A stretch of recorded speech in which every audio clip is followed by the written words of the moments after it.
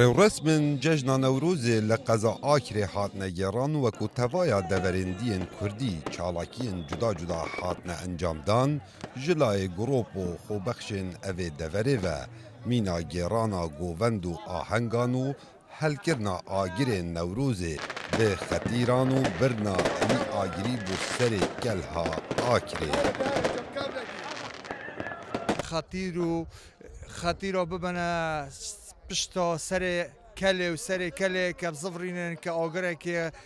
نەوروزێ نەتەوی بێتە هەلکردن و هەموو گەنجولۆ و پشکدۆریۆ هەمۆ و ئۆکرێ و گەلک میێڤۆنی شێتۆتین دەوروبەرێ ئۆکرێ اول سالت سیها و چلاش نوروز هلوی باجاری آکره هاتیا کرن بر جوانی و شاخت و دورکا شاخیه سال بو سال سپراز زورتر تبن زهتر تبن وی وقتی هندک گنجولا و گلک کم راد بون هل هنگی قلب خوی گری حتی نوکا Neptinê xelkê Akirê beşdarî di cejna Newrozê da kirbû wekû salên borî xelkekê êkcarzor ji deverên Herêma Kurdistanê û derveyî herêmê qesta Akirê kirbûn da ku dîmenên Newrozê bibînin û beşdar bin di çalakiyan da.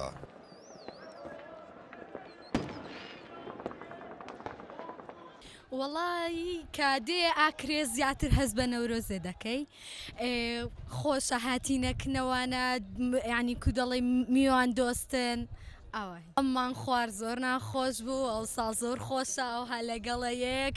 ئەو هەموو دەتانی بڵێ ئەو هەموو جودایزەی تێدایە کوردی تێدایە لەوانەیە هیچ شاری دیکەی تێدابی سلێمانی تێدای هەولێر هەمووی پێکەوە نەورۆزی پیرۆز دەکەین.